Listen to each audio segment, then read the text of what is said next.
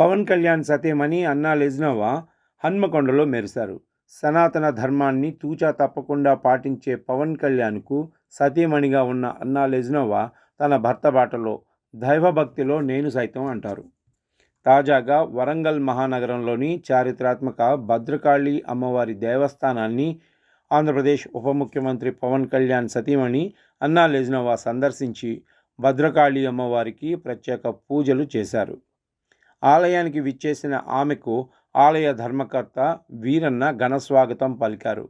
ముందుగా ఆదిశంకరాచార్యులు వల్లభ గణపతి దర్శనం చేసుకున్న అనంతరం అమ్మవారికి ఆమె ప్రత్యేక పూజలు నిర్వహించారు.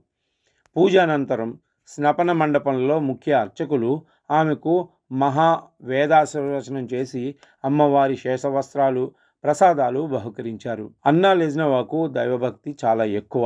రష్యన్ ఆర్థోడాక్స్ క్రిస్టియన్ ఫ్యామిలీకి చెందిన అన్నా లెజ్నోవా భారతీయ సాంప్రదాయాలను గౌరవిస్తూ హిందూ ధర్మాన్ని పాటించడం పైన ప్రతి ఒక్కరూ ఆమె తీరుపై చర్చిస్తారు.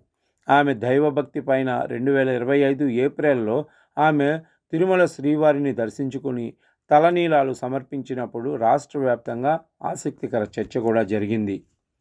తన కుమారుడు అయిన మార్క్ శంకర్ సింగపూర్లో జరిగిన ప్రమాదం నుండి క్షేమంగా కోలుకున్న తరువాత దానికి కృతజ్ఞతగా అన్నా లెజ్నోవా తిరుమల శ్రీవారికి తన తలనీలాలు సమర్పించి స్వామివారిని దర్శించుకున్నారు.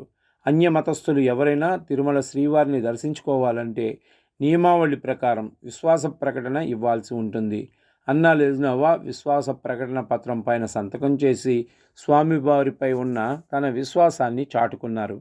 అదే సమయంలో అన్నదాన ట్రస్టుకు 17 లక్షల రూపాయల విరాళాన్ని కూడా అందించారు. అవి మాత్రమే కాదు, పవన్ కళ్యాణ్ ఎన్నికలలో విజయం సాధించినప్పుడు ఆయనకు హారతి ఇచ్చి తిలకం దిద్ది ఆమె తెలుగువారి సాంప్రదాయాన్ని చాటి చాలా ప్రత్యేకంగా నిలిచారు. ఇక తాజాగా హన్మకొండలో భద్రకాళి దేవస్థానాన్ని సందర్శించి భద్రకాళి అమ్మవారిని దర్శించుకున్నారు.